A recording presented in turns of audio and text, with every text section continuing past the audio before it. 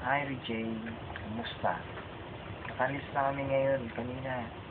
Um, Last message ko sa'yo, yun, mahaba. Siguro tuloy ka na nun. Kaya, nag-message na lang ako. Tapos, inabot pa rin ako ng mga 10. Siguro, masarap patulog mo. Pero, happy ako kasi nakapagpahinga ka. At, um, thank you dun sa video mo. Pinanood ko siya ulit kanina. Tapos, yun.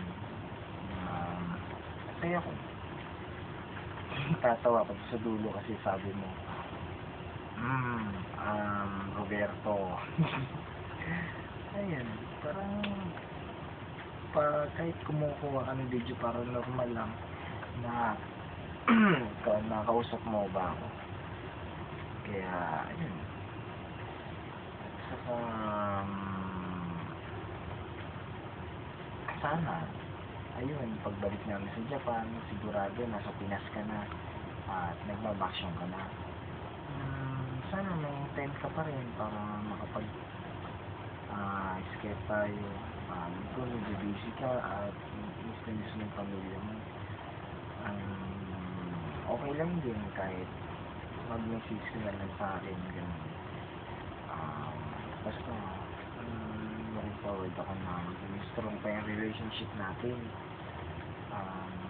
Happy ako ngayon kasi mas nagiging palagay tayo sa isa't isa ba, at mas open tayo, hindi na tayo nahihiya sa isa't isa, at okay yun yung magsasabi tayo ng mga gusto natin sa isa't isa. Diba, mismo ako, sabihin mo sa akin. Hindi, kasi diba sa relationship na ganyan,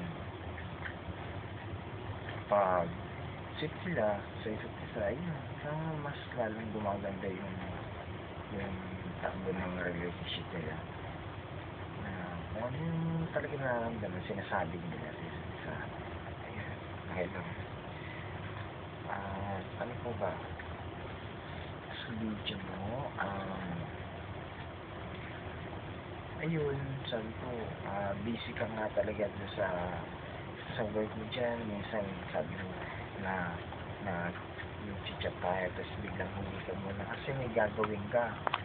So, naintindihan ko naman yun. At least, kahit pa paano, yung message ko, mga maya may kasagot ka na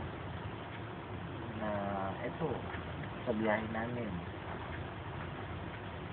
balik na naman ako sa email. Yan, babasa naman ako ang email mo. At sana, praying na laging ma-receive yung email ko, yung mga nabela, tapos kung i-reply ka. Ayun,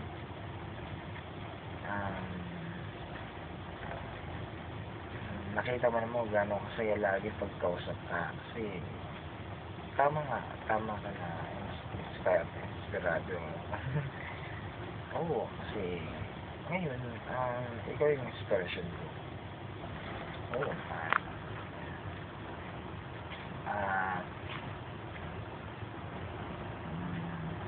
ayun, nag-iisip na kung November na magkikita tayo, pupunta tayo sa lugar na sinabi mo. Tapos pagpapaalam kita sa daddy mo tsaka sa mami mo na sana pumayag sila na meron tayong bonding moment na tayong dalawa. Kasi ayun, gusto ko rin na sa susunod, yung mga ma-upload naman natin mga picture, magkakasama naman tayo. Kaya bago ka makapag-apply sa ibang bansa, sana mabigyan kita ng isang magandang experience sa bonding natin at mga di mo malilimutan. At sana every end of contract natin, gawin natin yun para mas lalong tumibay pa at maging strong yung relationship natin. Kahit malayo sa isa't isa sa trabaho natin, maging open-minded lang tayo sa isa't isa at hindi natin yung trabaho natin. Dahil hindi magpo-provide ng mga gusto natin gawin. Mamasyal tayo, syempre kailangan ng budget. Okay? Kanya-kanya naman tayo trabaho, kaya ayos lang yun. Siyempre, minsan kailangan natin na relax sa trabaho natin. Kaya pares natin alagaan yung sarili natin. Ayun, ito, bago ko matulog mamaya, pipray ako sa relationship natin. At sa bawat pamilya natin, sana bigyan sila ng malakas na kawan. At tayo, mas tumibay ng relasyon natin. At naging mas makilala ko yung pamilya mo at makilala mo rin yung pamilya mo. Naging palagay lahat sila sa atin. Sana maganda lahat ang sasabihin nila, iba, kung ganun, tita mo, tito mo, and yan. Ano pa ba?